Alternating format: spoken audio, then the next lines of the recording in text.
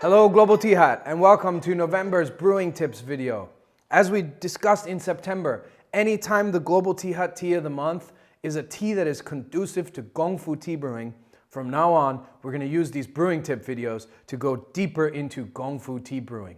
Last time in September was our first in the Gongfu tea series, and we talked about the 4 treasures of Gongfu tea, which are essentially the teaware that you'll need to prepare Gongfu tea. This time, we're going to go deeper into Gongfu tea and talk about the history and evolution of Gongfu tea so that we can understand the philosophical principles and motivation of this brewing technique and hopefully deepen your Gongfu tea practice if you already have one, or maybe inspire you to start a Gongfu tea practice if you haven't yet. Talking about the history and origins and evolution of Gongfu tea helps us to have a framework to understand some of the motivating principles of Gongfu tea, which in turn helps us not only on a practical level, but in our orientation towards this tea brewing method. That said, we have to start with the caveat that though we're going to talk about the motivations and aims of Gongfu tea, tea is really an aimless purpose. It is a purposeless activity. It is an activity of relaxation, of enjoyment, and so letting go of those ideas in the actual brewing, in the actual application is important. But for the purpose of discussion and for understanding Gongfu tea and for understanding where it comes from, how it arose, and why it evolved, that we can apply that framework of a kind of aim or aims of this brewing method, what it's trying to achieve, which helps us to understand it, at least at an intellectual level. And that in turn then can, of course, help to influence our improvement in the skill of Gongfu tea. And so it's worthwhile to explore the origins and evolution and principles of Gongfu tea, but to do so with that caveat that tea ultimately, on the absolute level, is an aimless activity and that we have to step back from that when we actually sit down to serve tea to others. Let's start by clearing up some confusion about what Gongfu tea is. The word Gongfu means mastery through self-discipline, and it refers to any activity that requires mastery through self-discipline, that has in it mastery. And that could be carpentry or painting or even tea farming or tea preparation or martial arts, which is the association that we often already have when we're coming to tea, because in the West we call, especially Chinese martial arts, Kung Fu, which is the Cantonese word for Gongfu. And of course, martial arts have a strong relationship to this kind of tea brewing, and they share similar principles, and they also share that essence of mastery through self-discipline. There is some confusion though, because Gongfu tea brewing is actually a regional, local tradition. It began in the south of China, primarily in Chaozhou and Guangzhou and that part of China. But in more modern times, the word Gongfu has become generic, and people now use it to refer to any Chinese style of tea brewing. It has just spread across all of China, Taiwan, Hong Kong, Malaysia, Singapore, anywhere where Chinese people are brewing tea, and it now is just a generic term for any method that a Chinese or Western person uses to prepare Chinese tea. And that's incredibly misleading, and it kind of washes out all of the meaning and essence of what Gongfu tea really is, which is a tradition of tea brewing in a particular place. I guess the best analogy for what I'm saying would be if some kind of local dish, like let's say there was a local kind of soup, vegetable soup, that came from the northeast of America. Let's say it was only in Maine. And then it caught on in popularity, and it spread to across the entire United States, and people in every city were opening restaurants to make that vegetable soup. But then they started also changing it, but not changing the name. So over time, that vegetable soup lost all connection with its roots, with its origins in that place in Maine where it began and was prepared in that way. So in the same way, Gongfu tea was this regional tea brewing from the south of China, and over time it spread and became all of China and the diaspora, and the word itself has kind of now lost meaning. So that you can go to a tea house in New York, and then you can go to a tea house in Beijing, a tea house in Shanghai, and they will ask you if you want to participate in a traditional Gongfu tea ceremony. But then you'll notice that wait a minute, all of the teaware that the people were using in New York is completely different from the stuff they were using in Beijing. And then the brewing method itself was completely different in Shanghai, and yet they're using the word Gongfu to refer to it all. So now, in this time, the word Gongfu in relationship to tea has just become this generic term that refers to any method of brewing tea. If you're making Chinese tea in small pots, several steepings, you're brewing Gongfu tea. And that's a little misleading. As we go into our series of Gongfu tea, our tradition is traditional Chaozhou Gongfu tea. And though it has evolved and improved over time and changed, it is still very much connected to those roots and to the principles that motivated the evolution of this brewing technique in that region, which we're going to talk about now. So that's important to understand, that when we refer to Gongfu tea, we're talking about the authentic Gongfu tea tradition from a specific place in China. There are three main reasons why Gongfu tea evolved, and once you understand these three reasons, you can actually understand what motivates Gongfu tea, what are the principles of it, and what are we trying to achieve in this brewing method. Now, the first is the one that's the most difficult to talk about, the most difficult to approach. Gongfu tea began in the south of China, as we mentioned, in Chaozhou and Guangzhou, and it was actually started by martial arts practitioners. And it was started for the same reasons and of the same principles that motivate Qigong and Tai Chi and Kung Fu and other martial arts of southern China, which is principles of inner harmony and balance of the flow of energy in the body, and balance of movements. It also, very much like most Chinese philosophy, is born of a desire to harmonize the micro with the macro. So to put one's life in harmony with the greater cycles of nature and the universe, to harmonize the universe and the person. As the old Taoist saying, man follows the earth follows the universe follows the Tao follows only itself. So by being in harmony with the nature of this earth, we are ultimately in harmony with the Tao. So Gongfu tea began out of these kinds of principles of harmony. And this is because these people, they lived this way.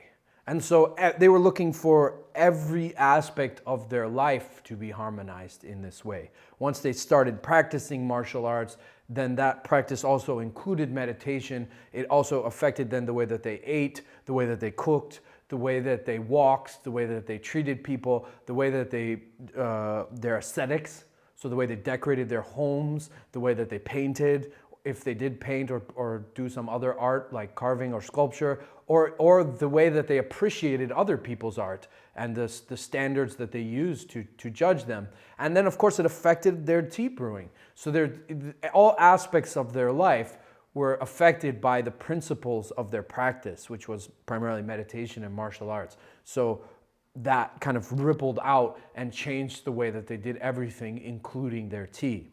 The idea was to harmonize the tea brewing with every aspect of tea, with the nature of the tea. So one of the questions of Gongfu tea is, not how I want to prepare the tea, but how the tea wants to be prepared. So understanding the nature of the tea and adapting my brewing to suit its nature and bring out its highest potential.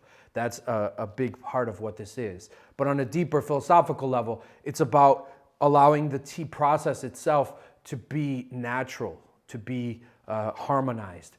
In the way that, if you look at like Zen gardening, is a wonderful example, because we look at a garden, and if, let's say, rabbits come or some other animals, and they come into our garden and they eat a bush until it's gone, and as a result of that bush being taken out of the garden by the rabbits, the path through the garden, let's say, moves a meter over the course of like 10 years as those bushes are eaten down then people walk in a different way, and the path through the garden kind of moves. We would call that movement natural. We would say that what the rabbits have done is make a natural change in the ecology of the garden.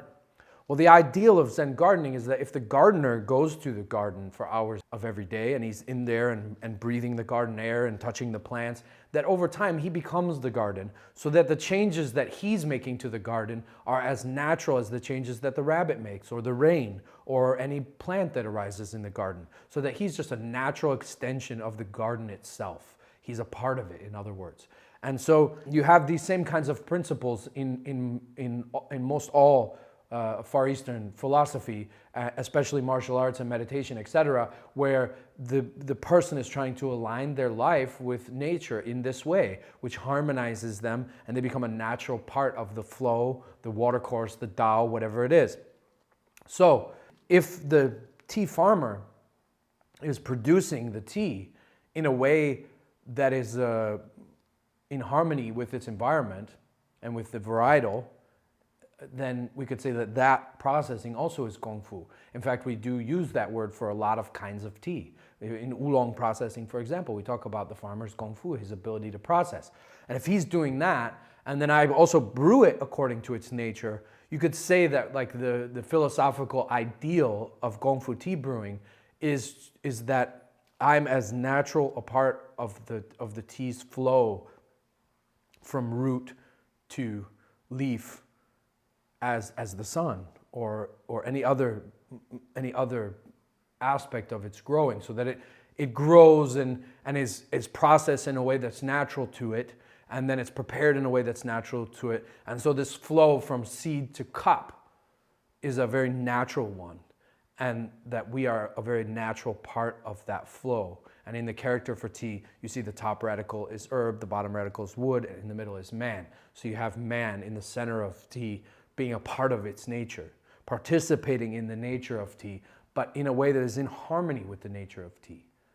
And that is the philosophical basis that kind of informed most areas of life of these martial art practitioners. And of course, they wanted to apply that to their tea. So these are the principles that motivate Gongfu tea brewing: balance in the body, harmony, grace, disrupting the tea as little as possible, and allowing it to flow to its highest potential, to its highest nature, and being a part of that process in a very natural way, without any imposition, without too much thought, with just natural flow. The second aspect of Gongfu tea's evolution was frugality. Frugality was also a very important principle to the martial artists that evolved Gongfu tea in the South. They were frugal people. In martial arts itself, there is an inherent frugality of energy.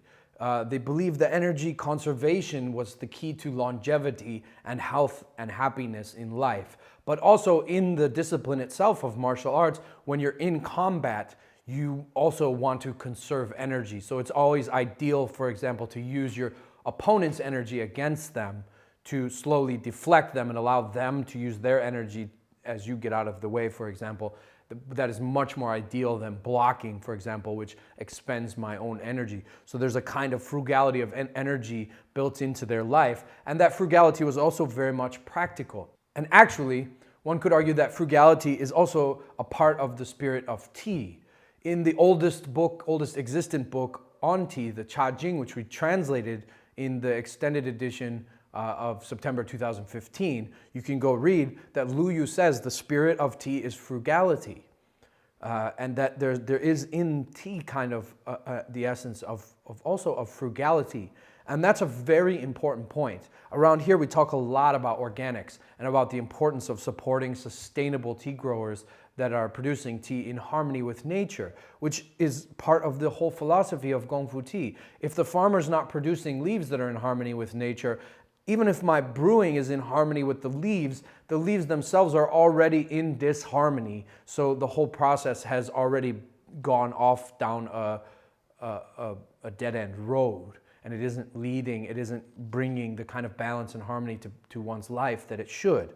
So that the tea is produced in that way is important. But actually, as tea lovers, We can do a lot more for the environment, much more than choosing organic tea, if we just simply drink less tea. There's not a need to drink so much tea in the day. 1 or 2 teas is enough, especially when they're well-made teas and then well-prepared. So when the tea is made with Gongfu and prepared with Gongfu, it will be much more satisfying. And this is an important point.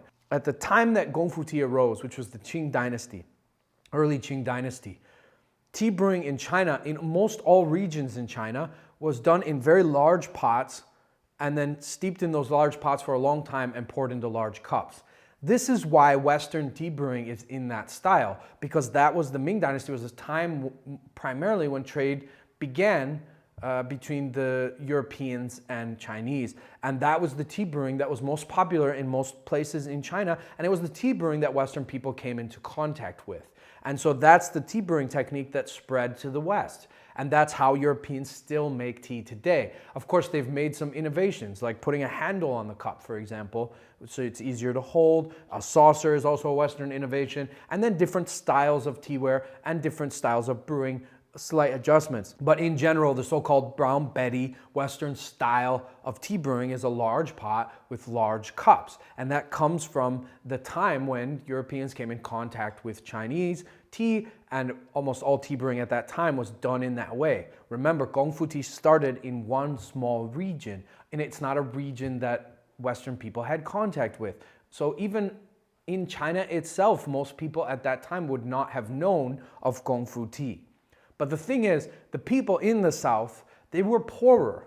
They had less money, and so therefore were more frugal. And these larger teapots and larger cups, you start out with a greater expense because the teaware itself is more expensive because it's larger.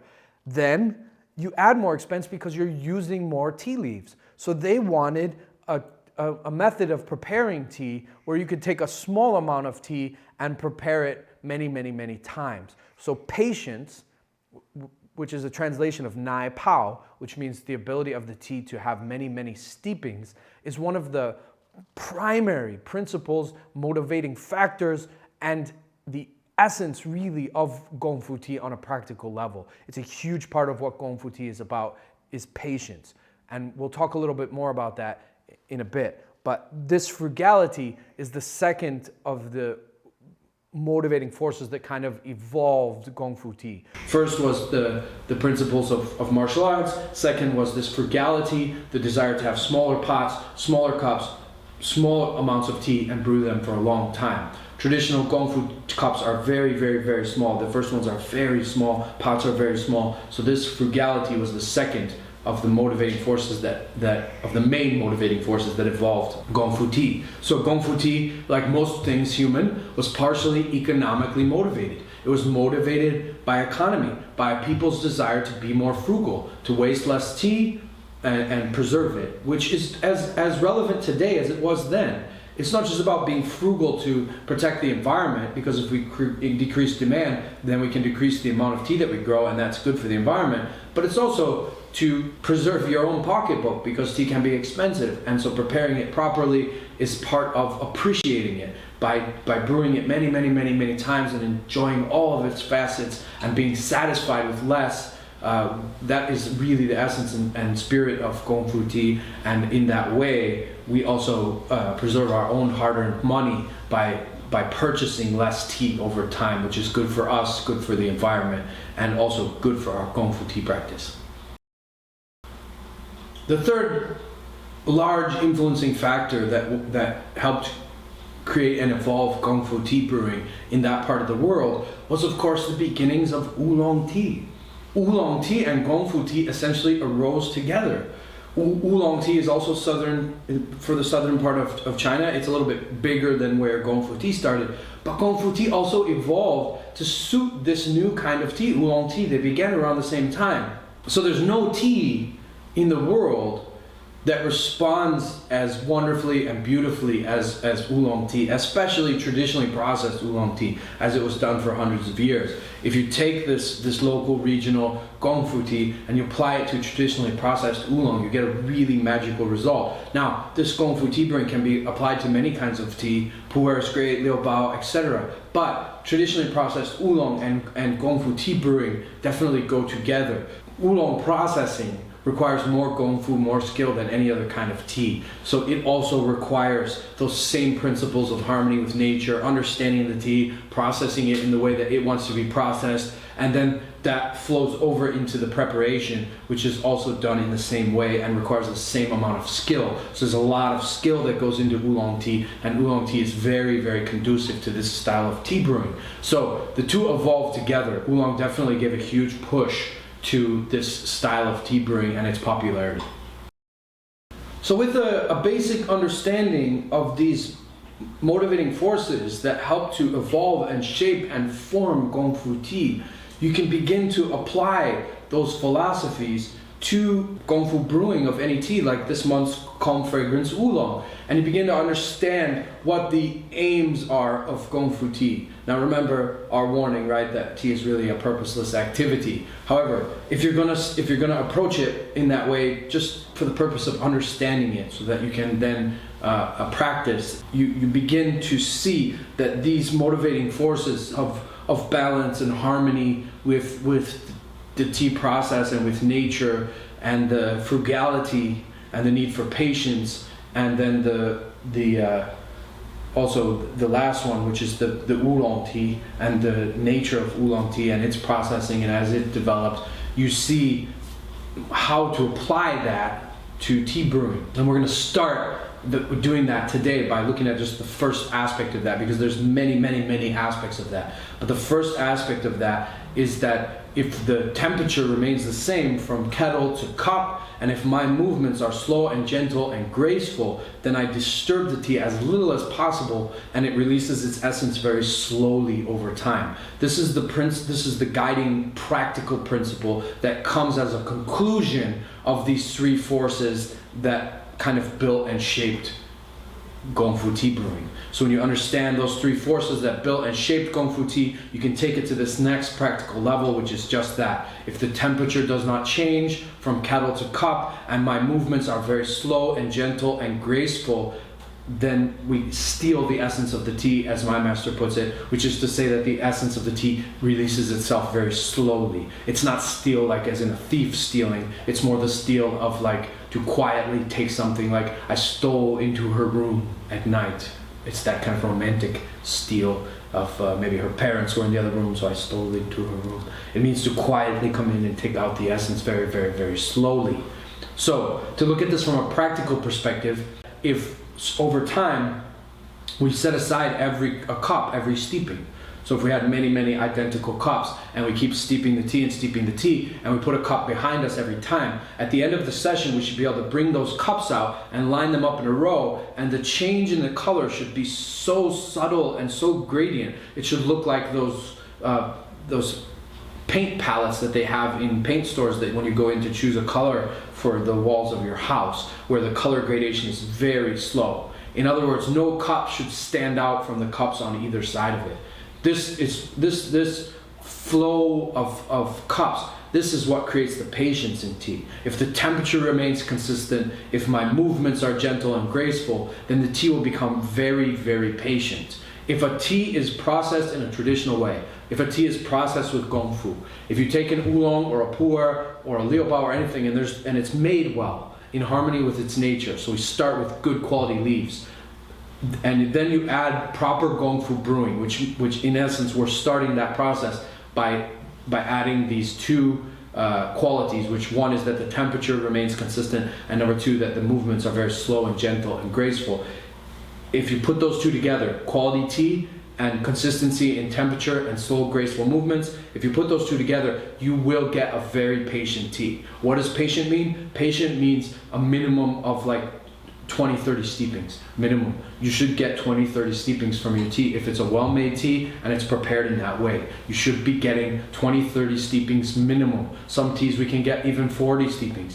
It all depends. But if you're preparing it properly, which is to say consistent temperature and slow, gentle, graceful movements, and it's a quality tea that was prepared, that was processed properly, you will get that many steepings. If you're not, it's because you're preparing tea in one of the other methods out there that is called Gongfu tea, but doesn't have these same principles in it. And so the patience is a huge aspect of Gongfu tea. Being able to steep the tea many, many times, having 30 cups in front of you, and you'll see that very smooth, slow gradation as the essence of the tea is released very, very slowly. Now, this slow release of the energy of the tea also has other benefits to it, one of which is that both us and our guests are left with a better impression of the tea itself, a more stable impression. If the tea is all over the place, if it's very different in the third cup, and in the seventh it's over here, and then in the fourth it's over here, not only will the tea be less patient, but your impression of the tea is also going to be all over the place. If you hung out for a week with someone and they were crying the first day and very angry the second and laughing all the third day, by the end of a week, if they were behaving like that and somebody asked you, what about that person, you wouldn't really be able to form an opinion other than to say they were all over the place. And all over the place isn't a real opinion. And obviously that exhausts the tea. If I want to run a marathon, if I want to run 25 kilometers, I have to pace myself and run slow. If I sprint, I can only go 100 or 200 meters. So if the tea is being pulled over here and pulled over here, pulled over here, pulled over here, and you're getting cups of tea that are very, very different, each one steeping to steeping, then of course after like 7, 8 steepings, the tea is going to be exhausted.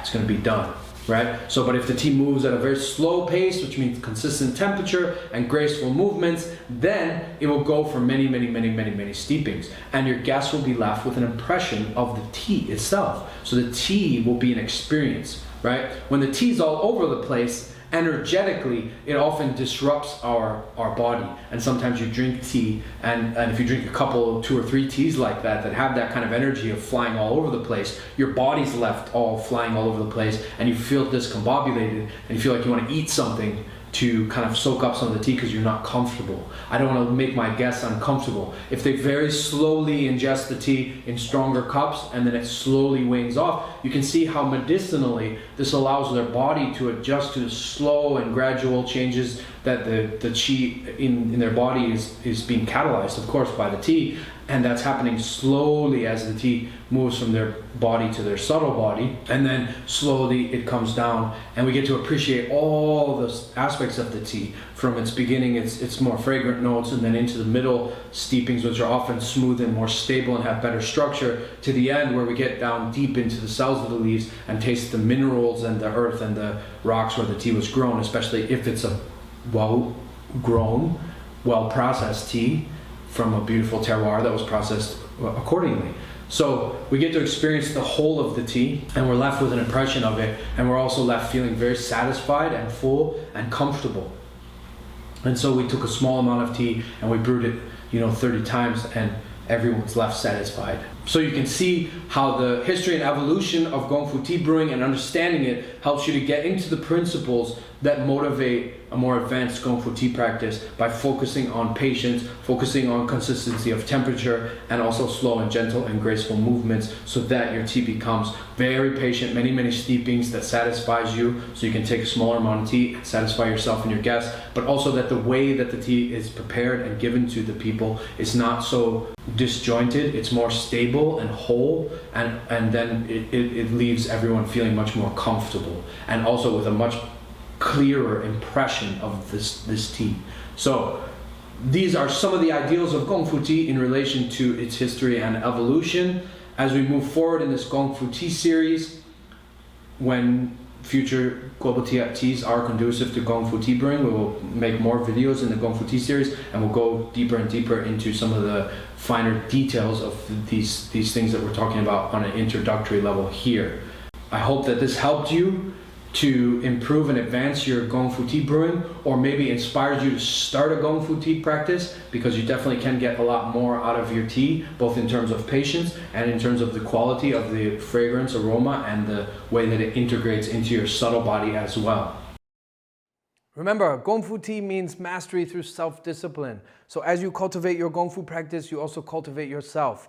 Gongfu tea practice is self-practice. Self-cultivation is cultivation of Gongfu skills. And in this tradition, we aren't learning how to make better tea, we're learning how to serve better tea. So all of this mastery is in service of others. If you keep that in your heart, you'll really excel at Gongfu tea brewing. May all of you prepare better tea and bring calm fragrance this month to its highest potential for you and for your guests. Have a wonderful November, Global Tea Hut. We love you.